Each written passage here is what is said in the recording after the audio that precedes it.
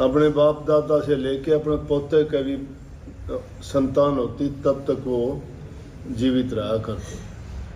आजकल इंसान अपनी ही औलाद को पैदा करके कई बार तो उनकी शादी भी नहीं कर पाते। फिर आश्चर्य की बात और बताऊं, दूसरे देशों में मैं जाऊं, उनकी बड़ी उम्र हो जाती है, शादी नहीं करते। 40-40 साल की उम्र की लड़कियां देखी मैंने। अब 40 साल की उम्र होगी, वो क्या शादी करेंगे उसके बाद? यहाँ भी हैं काफ़ी ऐसी 32-35 साल की उम्र होगी। और वैसे डॉक्टरों के हिसाब से देखा जाए तो 40-45 साल की उम्र में स्त्री संतान पैदा करने लायक नहीं रह जाती। अब कोई भी चीज़ समय के अनुसार जो नहीं की जाती तो उस चीज़ में तो परेशानी उठानी पड़ती है।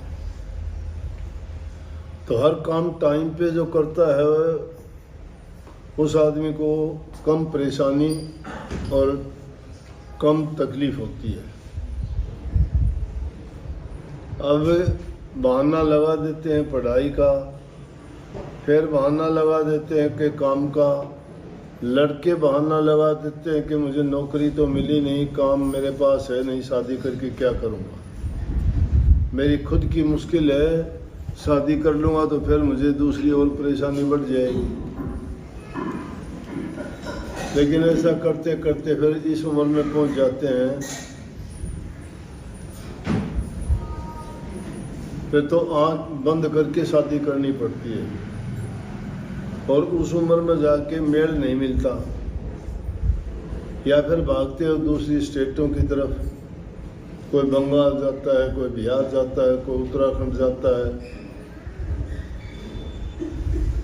फिर उनके साथ बेमेल सौदा हो गया, ना आचार विचार मिलते, ना उनका संस्कार मिलते। तो इस तरह की बातों से परेशानी उठाने के सिवाय कोई चीज़ नहीं बचती। तो समय के अनुसार अगर काम किया जाता, हम भी बहुत गलती करते हैं, ये रोग बीमारी बढ़ने का कारण है। अनावश्यक चीज़ों का प्रयोग करना, टाइम बे टाइम का खाना, टाइम बे टाइम का सोना, उठना, बैठना, जागना। रात सोने के लिए बनी थी, दिन काम करने के लिए हुआ था। रात के टाइम में 12-1, 2-2 बजे तक जगते रहते हो,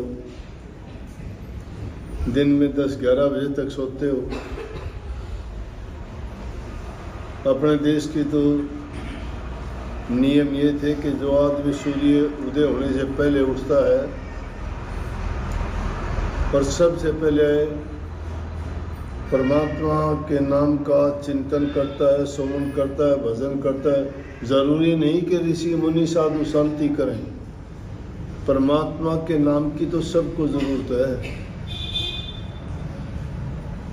क्योंकि हम सारी के सारी इस सृष्टि में रहने वाले जीव जंतु पशु पक्षी परमात्मा के बनाए हुए हैं और उसी के नियम और उसी के कानून के अधीन है। देखो कमाल की बात है, उसी के तो घर में रहते हो, उसने सब कुछ हमें दिया है और उसी को भूल के बैठ गए। उसको कभी भूलने से भी याद नहीं करना।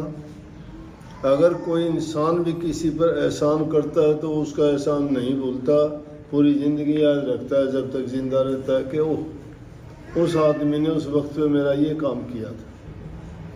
लेकिन जिसने सब कुछ दिया उसको शुरू में ही भुला दिया। तो सुबह का समय जो है, उठ के सबसे पहले अगर माँ बाप तुम्हारे जिंदा हैं तो उनको नमस्कार करो, उनसे आशीर्वाद लो, प्रणाम करो। उनका मन भी खुश होगा कि हमारी संतान, हमारी बहू, हमारा बेटा बेटी देखो हमें इज्जत सम्मान देते हो, तुम्हें प्रसन्नचित होके सुबह सुबह के टाइम में जब आशीर्वाद देंगे फलीभूत होगा। उसके बाद आपको परमात्मा का भजन करना चाहिए। जिस भी तरीका, जो भी कोई तुम्हें ढंग आता है, तुम्हारा जो भी इष्ट है, मैं ये नहीं कहता कि तुम राम का नाम लो, ओम का नाम लो, या कोई गुरु का नाम, जो भी तुम्हें आता है। हनुमान के पुजारी हो तो हनुमान चालीसा का पाठ करो, राम के पुजारी हो, राम पर विश्वास है, राम जी को याद किया करो, शिव जी के अगर भगत हो तो शिव को याद किया करो, और ब्रह्मा विष्णु जितने भी देवता हैं, देवी देवता जिसको भी मानते हो, उसका एकाग्रचित होकर अगर तुम ध्यान करोगे, उनका ख्याल करोगे, तो उनमें जो शक्ति है वो ख्याल तुम्हारे अंदर भी उतर के आ जाएगा। क्योंकि जैसी चीज़ का इंसान ख्याल करता है, वैसे ही गुण उसमें पनपने शुरू हो जाते हैं। तो अब आजकल क्या है कि उठते ही या तो अखबारों को आंखों के सामने लगाते हो, या फ़ोन को उठा के लगाते हो, या टीवी चलाते हो। टीवी में, अखबार में, फ़ोन में आता क्या है? अगर फ़ोन को तो देखोगे, ऐसे गंद से भरे पड़े हैं ये फ़ोन, बच्चे उनको देख देख के बिगड़ते जा रहे हैं। नशों का प्रचलन, ये लव मैरिजेज का चक्कर, ये आपसे झगड़े, मार पिटाई कहाँ से आते हैं? ये सारी की सारी चीज़ इन टेलीफोनों में और इन टीवी में परोसी जाती हैं, जो हमारी सभ्यता का विनाश करती है। बच्चों को तो यही चीज़ चाहिए रोचक। छोटे बच्चे को तुम रामायण महाभारत के किस्से सुनाओगे, नहीं सुनेंगे, और कार्टून खोल के दे दोगे, वो खाना पीना भी भूल जाएंगे, पूरा दिन उसको देखते रहेंगे। उनको समझ ज्ञान नहीं है इतना। बंदर को ये पहचान थोड़ी है कि आग लगाने से सब कुछ भस्म हो जाएगा, लेकिन बंदर को अग्नि मिल जाए तो पूरे देश को बर्बाद, जला के राख कर देगा। छोटे बच्चे उस बंदर की भांति हैं, और ये जो चीज़ें परोसी जा रही हैं इन चीज़ों में, ये उस अग्नि की तरह है जो समाज को जला रहे हैं। इसीलिए एक दूसरे को देख के अच्छाई की जो बातें जहाँ की जाती हैं, जहाँ संस्कार बनाए जाते हैं, जहाँ सुधार और कल्याण के लिए उनको प्रेरित किया जाता, वो तो चीज़ें उनके पास हैं ही नहीं। उनमें रुचि नहीं है किसी की भी। अच्छी बात बताओगे वो ऊब जाएंगे। यहाँ बैठे बैठे भी जिनका मन नहीं है, वो बाहर देखना शुरू कर देंगे कि कैसे बैठूं। ये नहीं पता, अरे यहाँ बैठे बैठे कोई बात तेरे मतलब की ऐसी मिल जाएगी कि तुझे बड़ी से बड़ी आफत से बचा देगी। समय की बात होती है। समय किसी का इंतजार नहीं करता, लोग इंतजार करते हैं उसके लिए कि शुभ मुहूर्त आएगा, शुभ दिन आएगा, उस दिन नींव रखेंगे, उस दिन शादी करेंगे, उस दिन मुहूर्त करेंगे। मुहूर्त और ये शुभ घड़ी और ये शुभ दिन उसी दिन शुरू हो जाता है जिस दिन तुम शुभ विचार से वो काम शुरू करो। इसलिए माँ बाप को ये चिंता करनी चाहिए कि बच्चे को समझाना चाहिए। कितने मेरे पास आते हैं रोज़ाना, जिसकी किस्मत में नहीं वो नहीं मानेगा, लेकिन जो बच्चा मान लेगा उसका जीवन सुधर जाएगा। अब रोज़ाना 5-4 केस ऐसे आते हैं, जी मैंने शादी की थी, शादी टूटी थी, लड़के नहीं आते। कोर्ट में केस चलता है, जी नहीं मानते, कहती है कि ना तलाक दो ना तन छोड़ दो। ठीक, कोई आता है जी इतने लाख रुपये मांगते हैं, हम तो गरीब भूखे हैं, हमारे पास कुछ भी नहीं है, कहाँ से दे पैसे? हम कहते हैं जड़ में डाल दो पैसे। क्या ज़माना आ गया, किसी को उजाड़ के तुम्हें क्या मिल जाएगा? अरे ये देश जिसमें कहते थे कीड़ी मक्खी को मारने से भी लोग पाप समझते थे, अधर्म समझते थे, नरकों से डर लगता था, आजकल कोई डरता ही नहीं है। क्यों किसी को दर्द देते हो, क्यों किसी को पीड़ा देते हो, क्यों किसी का दिल दुखाते हो, गंदा मंदा बोल के बुरी बात बोल देते हो? ये सारे बर्बादी के कारण है। तुम्हारा कुछ जाता नहीं है, अच्छा बर्ताव करो, अच्छी बात बोलो, सुखी रहोगे तुम भी। जो आदमी आपकी बात सुनेगा उसको भी मजबूर होना पड़ेगा सोचने के लिए कि भाई उसने ये बातें बताई, इससे हमारा फ़ायदा है, हमारा कल्याण है। तो वो क्योंकि परेशान इंसान खुद से ही है, और खुद से परेशान होने का कारण यह है कि वो कोई भी चीज़ टाइम पे नहीं करता, ना इसका कोई खाने का परहेज है, क्या खाना चाहिए नहीं। कुदरत ने जो चीज़ें हमें दी, अच्छी से अच्छी चीज़ दी, वो नहीं खाते। उसको उसी कुदरत ने जो दी है उसी ढंग से उसको खाया जाए तो कोई उसका हमारे विपरीत प्रभाव ही नहीं पड़ेगा।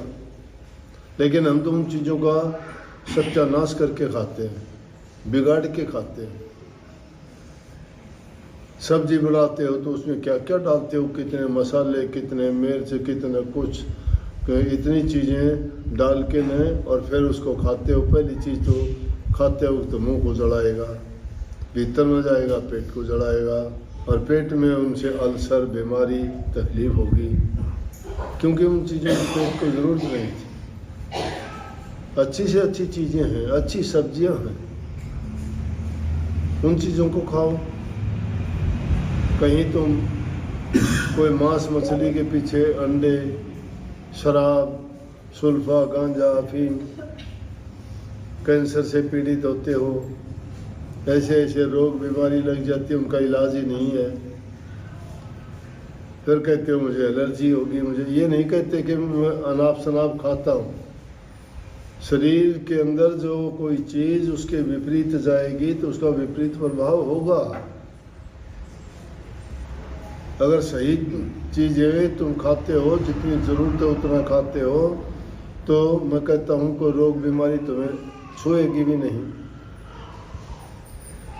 टाइम पर सो, जल्दी उठो, उठ के बंदगी करो, माँ बाप की करो, परमात्मा की करो, घूम के आओ। उसके बाद अपना थोड़ा हल्का फुल्का खाना खाओ, सुबह का जो भी खाना हो।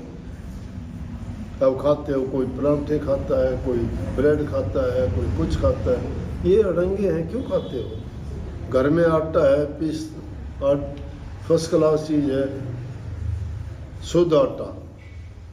अगर वही आटा बाहर कोई कागज़ पे लिख के दे देना, बाहर एक पेपर चिपका देंगे और उसमें लपेट के ब्रेड दे देंगे, कहेंगे कि ये जो है ऑर्गेनिक है, चाहे वो ऑर्गेनिक नहीं है। ऑर्गेनिक क्या है? क्या नेचुरल है? और कुछ ना कुछ लिख देंगे उसको बेचने के लिए। और घर में आटा पिसा हुआ है, उसको पीस के घर की चाहे तुम चटनी बना के खाओ, वो अच्छी है। तुम्हें पता है तुम क्या खा रहे हो। अरे बाजार का किसने बनाया, क्या डाला उसमें, तुम्हें पता ही नहीं है। खाते हो खुश होके ना, लेकिन बाद में फिर उससे ज़्यादा दवाई खाते हो कि गैस होगी, मुझे दर्द हो गया, मुझे दस्त लग गए, मुझे इन्फेक्शन हो गया पेट में। डॉक्टरों के पास जाते हो, वो चीज़ थोड़ी खाई थी और उसका परिणाम दुख में भोगना पड़ गया आपको काफ़ी दिन तक। इसलिए वो आफत आने से पहले ही इंसान ठीक ढंग से अगर कंट्रोल में उन चीज़ों का प्रयोग करे, उपयोग करे, सावधानी बरते, तो बहुत सी आफतों से बच जाता है। इसलिए जो बुद्धिमान आदमी थे उन्होंने कहा कि पहले सोचो और फिर काम करो। सोच के जो करता है, तावड़ा सो बावड़ा, जल्दबाजी ना किया करो। हेस्ट मेक्स वेस्ट, जल्दबाजी खराब करती है, समझ गए ना। सोचो पहले, काम करने से पहले कि इसका परिणाम क्या होगा। परिणाम सोच लोगे तो बुरा करोगे। सबको बहुत बहुत आशीर्वाद।